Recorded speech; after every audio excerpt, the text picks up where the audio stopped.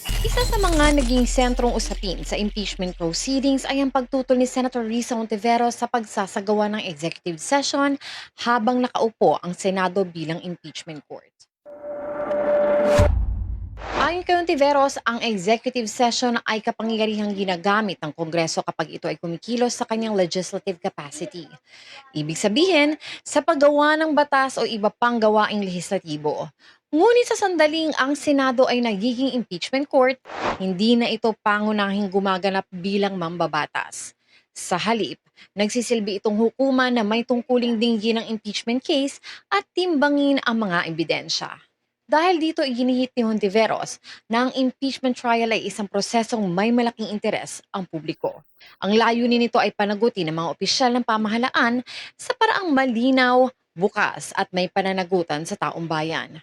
Ayon sa kanyang pananaw, ang mga ebidensya, testimonya at argumento ay dapat iharap sa publiko hanggat maaari upang mapanatili ang tiwala ng mamamayan sa proseso. Para kay Senator Risa, ang transparency ay hindi lamang usapin ng pamamaraan. Isa rin itong mahalagang prinsipyo ng pananagutan sa isang demokratikong lipunan. Gayunman, mahalagang tandaan na ang interpretasyon sa paggamit ng executive session sa impeachment proceedings ay maaaring pagtalunan at pagpasyahan batay sa konstitusyon, sa mga tuntunin ng impeachment court at sa magiging desisyon ng mismong Senado bilang impeachment court. Sa huli, ang pangunahing tanong ay ito: paano masisiguro ng impeachment trial ay magiging patas, makatarungan at may buong tiwala ang sambayan ng Pilipino? Anong iyong pananaw?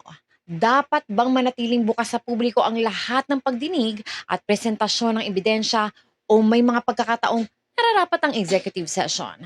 Ibahagi mo ng iyong opinion sa comment section.